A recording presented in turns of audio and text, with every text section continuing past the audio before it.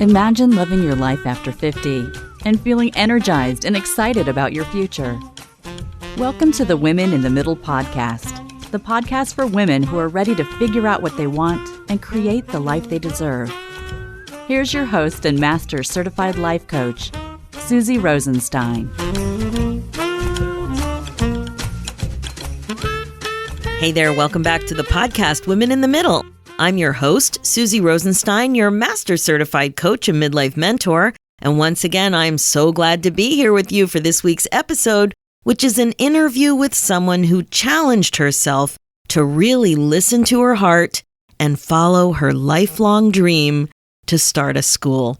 I'm thrilled to have Gail Baker on the podcast today to talk about following your passion as an educator in midlife.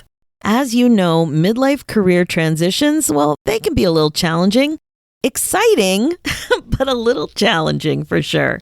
Gail's story is all about career changes.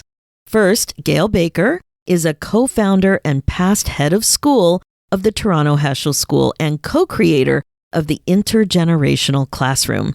She shares her story of new beginnings and career transitions as someone who is passionate about education. Today, you'll hear about two big career changes and midlife transitions. Gail's an experienced educator with decades of teaching and curriculum development under her belt. When Gail was in her early 40s, she knew she was inspired to do more as an educator and was highly motivated to do so. She became one of the co-founders of the Toronto Heschel School, which is a Jewish day school in Toronto, Ontario, Canada. Then, when she was 60, she also listened to her heart and retired from the Toronto Heschel School, which had become so much a part of her identity. She knew it was time for her to move on to her next chapter because there was more she wanted to do. Now, as you can imagine, there's a lot of fear and courage involved with starting any big new initiative like a school. Fear and courage are also involved with closing an important, meaningful chapter in your life to move on and keep growing. Gail believes you should trust yourself, expect the best, and create your support team and community. She was always aware of her core values, and this is what guided her all along, and it continues to do so now as well. Now, I know you're going to love meeting Gail and enjoy hearing her story. This interview was such a treat for me too on a personal level because Gail was the co-founder of the school that my 3 kids attended from junior kindergarten to grade 8. Her work directly affected and influenced my family in so many wonderful and positive ways.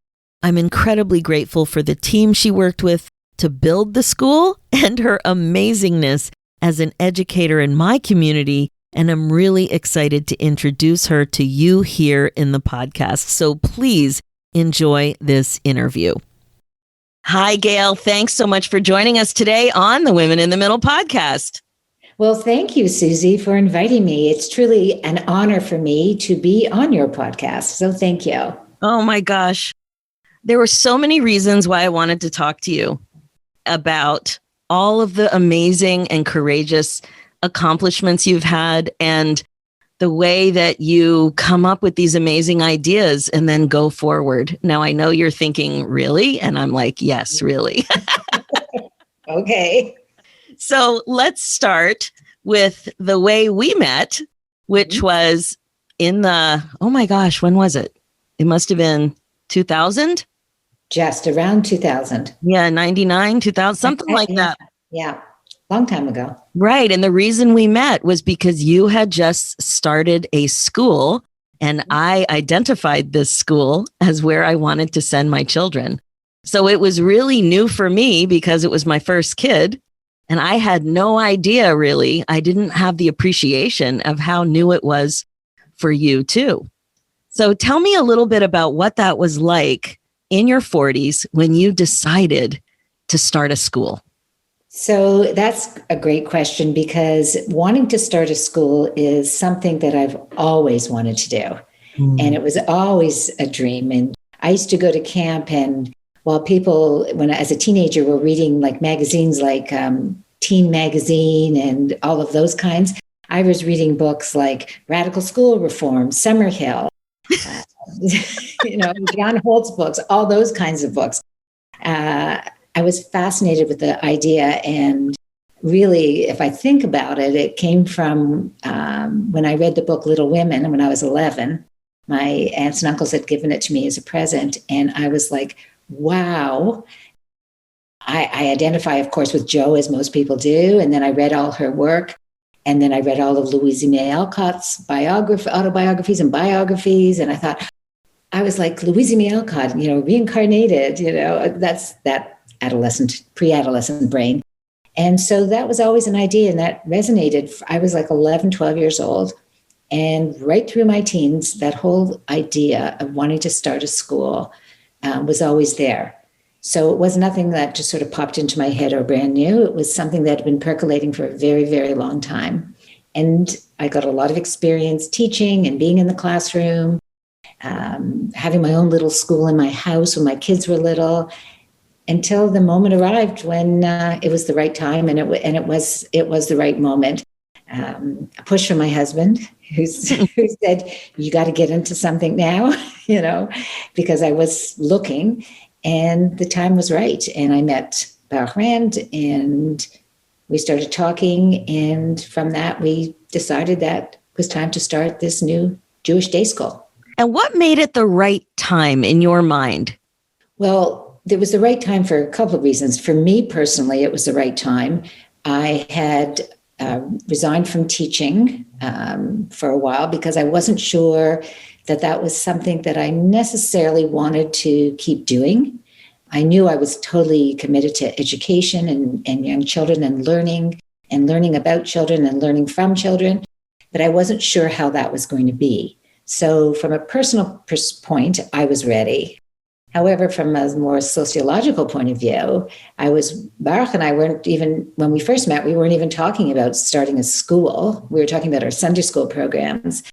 And we were noticing what was happening in the world in Toronto. And the Prime Minister, Yitzhak Rabin, had just been murdered in Israel. We were worried about, what does that mean in could there be a civil war, and how did that happen? And then we noticed in Toronto how divided the city was, religiously. If you were traditional, you went one place. If you were more liberal, you went somewhere else to pray. The whole city was divided. And we thought, what would it be like if we were to start a school that actually unified all of these things and talked that way, and talked about social justice issues, and talked about education and the child, and starting from where the child was at and moving forward? And what would that be like, and what would that look like? And so we just started talking and chatting. And from there, I said, well, if we're going to do this, I know some people that would be fantastic. And we started to bring some people in that we knew to start a founding team. And we thought, let's do it. Let's do it. And that's why the time was right. Personally, and from a more sort of global kind of perspective, we felt the time was right. Wow. So there was a need, and you were ready to move. You were ready to move into it. Yeah. But we were able to identify what the need was. And thankfully, those two, components came together. And we had a wonderful team. And we just said, let's try it. Let's do it. Now, did you know him from another context? How did the two of you find each other? Oh, no, I was actually on the board of our synagogue. And another board member said to me, I know somebody that you should meet. You should talk about, he runs a Sunday school, you're running a Sunday school, and you guys should talk. You probably would get along really well. And I said, okay, I was looking for something. And so we just met. It was early November of 1995, actually. Maybe the second week of November. And actually, when I first came home, my husband said, well, what did he want? And I said, he wants me to start a school with him, a Jewish day school. And he goes, great. I said, are you kidding? Like a Jewish day school? I don't know. And he goes, that's what you've wanted. Okay. Wow. I love this story because it started with you saying yes. Yeah. You have to say yes. You have to say yes. You said yes to that yearning. And then you said yes to even meeting somebody that somebody just thought you should talk to. Yeah. So many people don't say yes at that phase, you know? But it's a safe time to say yes in many ways, because I was saying yes to the discussion. I was saying yes to learning more. I wasn't saying yes that we're doing this for sure. So in a way, it's safe. And I think that we don't say yes enough. I quite agree with you. There is a time to say no, that's for sure. But I also think we don't say yes enough because we're afraid. Absolutely. And if we think about it, it's not this huge commitment necessarily. It could turn into a commitment, but it's always in increments. That's right. And that's what happened. And that's how the school was developed and built and et cetera. And it is thriving still. Yeah. So 25 years this year, right? This is the 25th anniversary. That's amazing. So yeah. So when you were at this initial stage, I was having my first kid. And what happened was I had a friend who went to one of those early meetings after you pulled together your team, your visionary team of leaders, the 5 of you. You had some meetings to see who might be interested.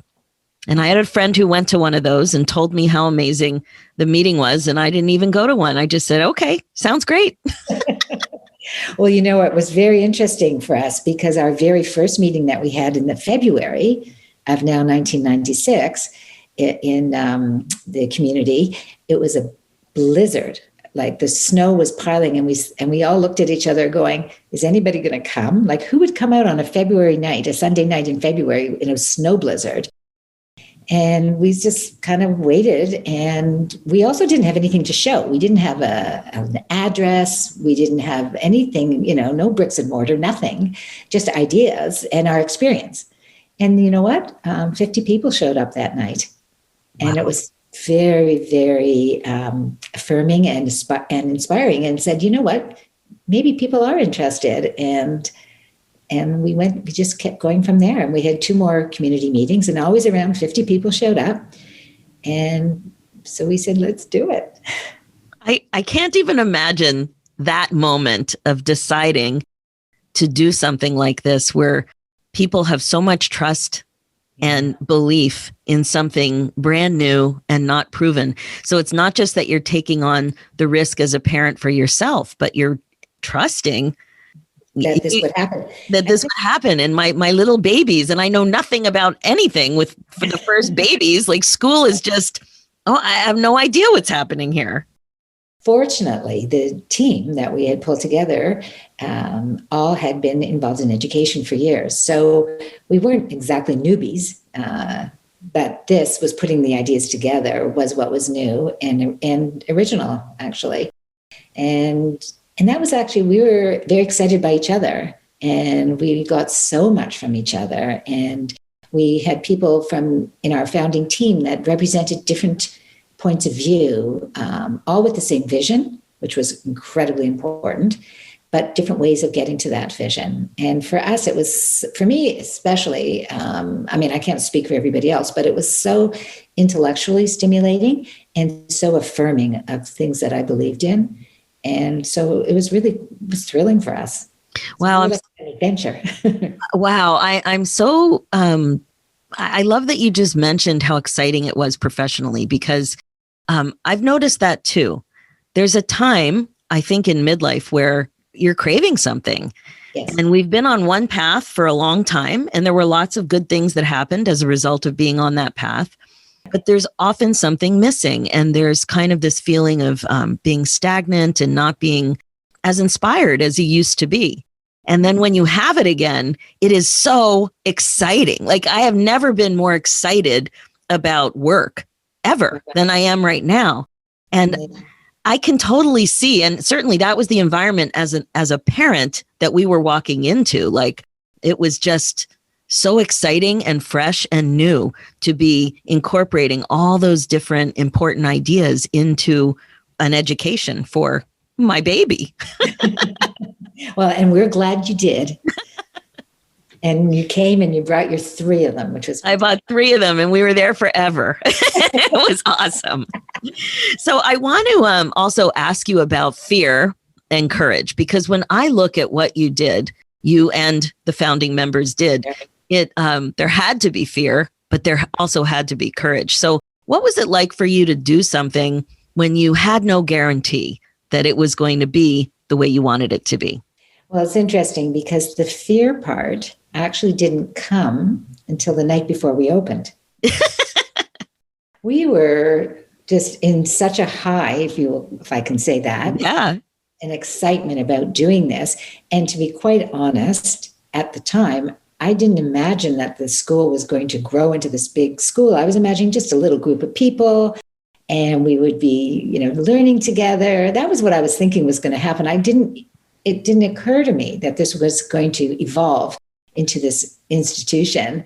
So that was part of it, my naivety, thankfully, pushed me. But, the night before we were cleaning, like we did everything at the beginning. And I was with Judy, one of the other founders, and we're cleaning the toilets and we're getting everything ready. And it was like, wait a minute, maybe nobody's going to show up tomorrow. Like, now what are we going to do? We're going to pay rent, and where are we going to get the money? And yes, but when push comes to shove, are there actually going to be kids coming through the door? Like, uh-oh. And so nobody slept that night. And it was like, what happens if nobody comes? And that was really what the fear was. What if this was just like this pie in the sky idea that we had? People came along because they were enthusiastic, but when it came down to crossing that threshold, no. So that's what the fear was. What if they actually decide, you know what, we're not taking a chance, and this is a chance. Although we didn't feel it was a chance because we were experienced educators. For a parent with a young child, maybe they felt that. Some of them, not all of them, but some people would feel that. So we were like, this could be the biggest flop in history. Now what? But we were at the point of no return. So we didn't sleep, and we got there very early the next morning and just stood there looking at each other. And then one by one, those 52 children and their families came in through the door. Wow. And it was like, whoa, okay, this is really happening now. This is not theoretical. This is really happening. And it was fantastic because the early years parents in particular, even still, but at the beginning, they were warriors for us. They believed in it. They were going to make sure this was going to happen. And they became part of our team, which was fantastic. And that really helped sustain us and gave us the courage to keep going and not innovating all over the place, but certainly within reason. And we were very much we saw ourselves as a research-based school. So we didn't want to be like the flavor of the month. Whatever was happening, we were going to be part of. Everything we did was so carefully planned out and so research-based. And we were going to meetings, and we were going to seminars, and we were going to conferences, and a number of us went to Harvard, and we studied with Howard Gardner, who was really one of our pedagogical mentors. And so we did that, and we decided that was so important, and that's how we did it. And we just kept going from there. Wow. I came in the 3rd year. Yes, so you were one of the warriors. I was definitely a warrior, and I felt like a warrior. Like, once I got the proper education to really understand what was happening here, there wasn't a doubt in my mind that this wasn't where my kids were going to receive their amazing education. Not a doubt in my mind. Thank you. Sometimes we have to borrow the beliefs of other people. Yes. I have found that to be true. A lot of times recently, there's all kinds of things I'm afraid to do. And then I just borrow other people's belief in me temporarily until I learn to work on my thoughts and create that belief for myself. So that's amazing. Thank you for being so courageous. Thank you for being courageous also, and being a warrior for us. What an amazing community and education. Yeah. And it's funny. I do say sometimes to the kids, that foundation for that interest or that perspective was built in your early years at Heschel. And sometimes they roll their eyes, but I'll never forget when 2 of my kids chose a program that had a logo that was so similar to the logo of the school at their university. because their program was basically the same sort of approach without the religious element of it. I just nodded and winked and felt proud of myself as a parent. A good parenting moment. We need those. It was. Yeah. Oh my gosh. So true. So true. Okay. So you founded a school. You had an amazing team of educators. You impacted so many families' lives and left a legacy. Now, when did you start to think of what you would do next? What was that like for you as you grew the school and grew professionally? A lot of times I call it a midlife funk. Mm-hmm. When you just start to feel again, not the exact same way you felt when you decided to create the school, but that you sensed that it might be time for a change. What was that like? Right. That's interesting. And that took a long time. And it actually took a couple of years of talking and soul searching, because when you build something, there comes a point I was aware of that, or I felt that you need to kind of sign your art and let it go. And you have to know when that time is. I think that's really important. And I was at that point, it was maybe 15, 16 years into the school. And I started to think, and I started to realize and started to feel actually that other things were starting to pull me. And it wasn't that I was feeling being pushed out. I certainly wasn't. That was not the case. But I was feeling a pull in other directions. And I thought, what does that mean? Why am I feeling that there are still these things that I'd like to do? I loved my job. I loved the people I worked with. I loved the kids. I loved the parents. I loved everything about it. Yet I was starting to feel this need to do something else and to move in a different direction. And part of it is I was feeling I didn't want the intensity anymore of that all-encompassing job and life. And it was really a life because it became my life. And it was very positive, and I don't regret any of it. But there comes a time when it's like, you know what? I had these ideas. I was able with a fabulous team to create, to build. It's ready to go. I have total trust in my leadership team. I have trust in the community, and it's time. It's time I need to start thinking about other things and what are these other things that are pulling me. But it took me, I would say, a good 2 years to come to the decision and feel comfortable that I could let it go and I knew it would thrive, because I felt very strongly that if it didn't thrive after I left, then that would be a failure of my leadership. I felt that very strongly. So it took me 2 years to make the decision, and then another 2 years to do the transition and work with the team and work with a group of parents and board members to make that transition happen, so that because it's not about me, and it should never be about me, an individual. It's really about the school and letting that school evolve in the way that it needs to, knowing that our vision and mission is entrenched in bylaws. So nobody's going to come around and switch it to something totally different, but that it needs to evolve. It needs to grow. It can't be stagnant. And so I knew it was time. I didn't know what I was necessarily going to. I had different things, but I knew it was time. And it was really hard because I was so attached. And it took me a long time to detach, actually, after I left. I can totally see that. So it must have been when you started to get an inkling, like in those first 2 years where you started to think about it and be pulled. What were the things that were pulling you? Things, family things, what was happening in my family. My parents were aging. My mother had had a stroke. My in-laws were aging. They were great and competent and everybody was great, but those kinds of things. And my kids were all getting married, and I knew they were going to start a family. And I thought, I would like to be around, and give time to my grandchildren as well. And I also was thinking of all the other things professionally that I wanted to do still. And I wasn't going to sit in a rocking chair. It wasn't about that. And I thought, there are lots of things that I still want to do. And I couldn't really do them in my position at Heschel because it was so all-encompassing. As when you're head of school, you're just doing everything and you're totally involved in everything.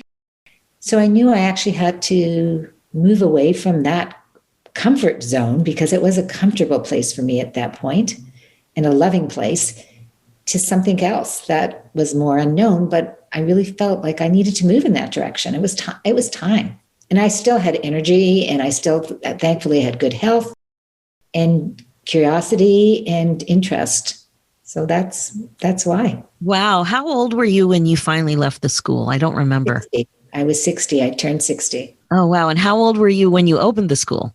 So I guess I opened the school, I was 41, 42. Now, I remember when you turned 50. Yes, because I had a bat mitzvah at the school. That's right, Wow. because I thought that was something I wanted to mark, turning 50. And I thought, oh, maybe I should run a marathon. But I wasn't a runner, you know. And so I was trying to think of all these amazing things. And I thought, wait a minute, but that's not who I am. And really, how better to celebrate than with my Heschel family and my own nuclear family and, extended family. And I never had a bat mitzvah. So I thought, that's what I'm going to do. And I did. And I'm thrilled. And I was really nervous about it, because that certainly was not my training and upbringing. And how can I go in front? And I thought, how can I go in front of all these children and, do everything that's needed? And then I started to think about how they must feel also. And I thought, okay, I'm going to do this. And that was very scary, but I had amazing support. Amazing. Oh my gosh. That was such a beautiful moment. And I think it just left such a memory for so many people that you were doing so. You prioritized yourself. It was so good. Out of my comfort zone, though. Yeah. Well, you've done a lot that's out of your comfort zone. I guess. Feel the fear and do it anyway. Right. That's so important. That's so important, because we don't always have the answers before we. It's impossible to have all the answers. Okay, so you made the decision. You created a very healthy transition for you privately, and then for you publicly. And then what happened next? How did you manage your thinking around what you would do next? That's been tough, very tough. And it's actually been ongoing. So I'm out 6 years now since I left, but I'm not completely in a totally new space yet. I'm getting there, and I'm doing different things. So what I needed to really do, which was very hard for me because it's not my personality, was to sit still for a while. And that is so not me, because I'm always wanting to do and be involved and do this and do that. But I had to learn to sit still and let ideas come and let imagination come, and also look at my life circumstances and say, okay, that's a value too, just because I'm not running a school, being able to, help out when a new baby's born, or to spend time with my, parents, is valuable and really important. And when you're out in the working world and you're getting a paycheck, and then to go from not getting a paycheck, it's difficult, because then you start to wonder how valuable, society values people really who are getting a paycheck. And even though I've talked that talk of being, these choices are really important, it's very hard. I found it very hard, let's say, to reconcile all of those different feelings and to feel comfortable with it. And and then I thought, well, maybe I should do something so different than what I've ever done, completely different. And so I thought about that for a while, but really who I am, I'm an educator. I love that. I love working with people. I know what my core values are, which I had to really think about, because that also helped me, and it helped inform how I was going to move forward. It informed how I ran the school. As you have core value. My core values are really family and community. And that's what I wanted to create at the school. So of course I want to continue that, because that is who I am. And how can that best be manifested? And what else can I do? And one of the things I realized is the intergenerational classroom that we had started at Heschel, but that I continued on after I left the school, in official terms. And I continued on and have continued on with the intergenerational classroom in many different ways. So that was one thing. And then another thing that I always wanted to do was work on a documentary. So instead of just coming up with some idea, why not do a documentary on something that I'm doing? So I was able to secure the funds, and I made a documentary of the intergenerational classroom. Oh, amazing. So I got to do that, which I loved. And I'm so thrilled with and really happy with how that worked out. So I got to continue. So I was doing that. And it's like, wow, and over the years, people have said to me, why aren't you writing? Or why aren't you writing your story? And it was like, who wants to, my husband will read it. My kids will read it, who else is going to read it? Really, family, And people were talking about it so many times. And then I knew it had to be more than, I didn't want it to be like the Toronto Heschel School story. That story will get written, but not now. And so with this pandemic and some more time at home, I thought, okay, I'm going to do this. And so I'm very immersed in writing. It's part memoir, part professional. And so that's what I'm doing now. And it's going to take a while for me to finish this book, believe me. The more I write, and it's evolved, the notion of what the book is going to be about is actually evolved. And I think being in a pandemic has really helped me actually with that. So that's a good thing about the pandemic for me. Yeah, I'm always looking for COVID gifts. That is a COVID gift, and it's given you some clarity and some sanctioned time, and to sit still. I hear that difficulty in sitting still is such a common theme that comes up with women our age. So many have difficulty even allowing themselves to read a book, right, or do a puzzle. Absolutely. I used to think, I'll have time in the afternoon to read books, have my tea. I would not do that. I actually refused to do that in this first maybe year or two even. Yeah. I refused to read a book in the afternoon. I thought, how can I do that? That's not possible. That's not right. That's not good. There's so much you can be doing. Why do you want to sit and read a book in the middle of the afternoon? It took me a long time to get through that. Yeah. Well, if I don't read in the afternoon, I will fall asleep. Right. Yeah. So good. So I really hear what you're saying about that transition of reevaluating your professional identity and the way that you make a professional contribution. And in the work that I do, that is the terminology I've come up with. It's not working. Mm-hmm. It's the way you make a professional contribution, which may be as a volunteer. It may be when you're doing something that is not like a 9-to-5 job or a contract. But like making the documentary is you making a professional contribution, for example, right? And there's so many ways. You've been an active volunteer. I've been an active volunteer, and I show up as my professional self in those capacities too, right? That's true. That's so true. Thank you for saying that. That actually makes me feel good. Thank you. Totally. Yeah. I mean, I used to think of it. I used to say to my kids, I'm not retiring. I'm refocusing. But that's great language to think about to this whole period right now of bringing my professional self into whatever it is that I'm doing. You can't help it. You're welcome, because it's a passion. And so you've identified your passion as these core values, but you're an educator. Like, can you imagine being on a desert island?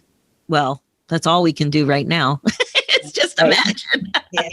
I can imagine that. Yes. Can you imagine being alone wherever it is that you might be, and not thinking about being an educator? It's impossible, because it's who you are. And that is the beautiful thing about a passion, and you've identified yours. And maybe you wouldn't have thought about it this way before because it was so tied to your day to day, but it's who you are. It's essential. And that's why so many people get tripped up trying to figure out what they're passionate about, because I think they're looking too hard. Yes, you're right. And because people won't sit still. Yeah.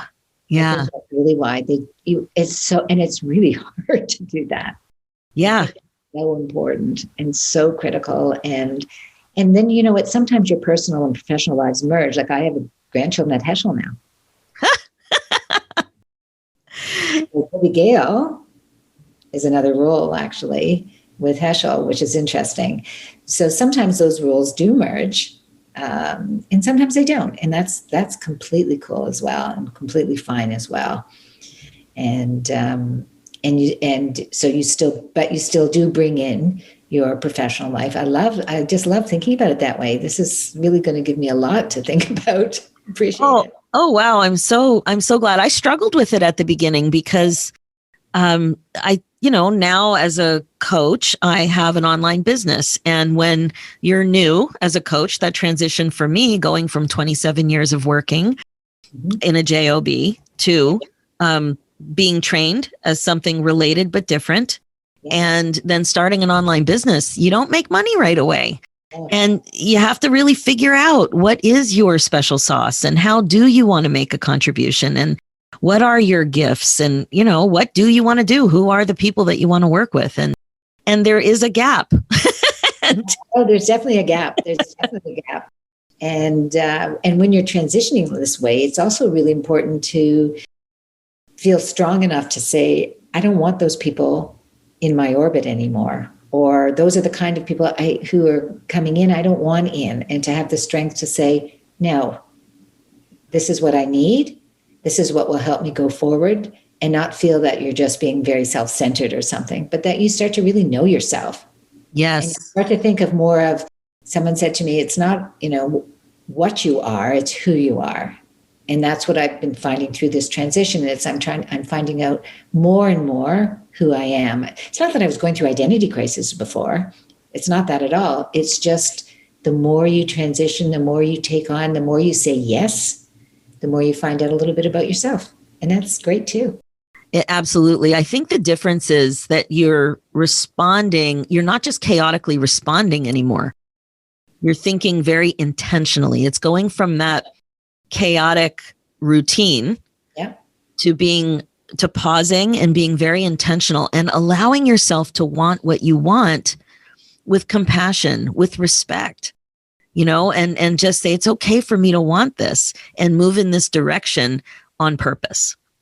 Yeah. And that's really what it sounds like you're being very successful at right now. It's exciting times. It really is. And one of the beliefs that I am really thinking about a lot lately, it's coming up in my groups and my coaching a lot lately, is asking people to really look at their mindset around the idea that the best is really yet to come. And I find that it's very common. I won't say most. It's very common to say that the best is yet to come, to share a quote that the best is yet to come.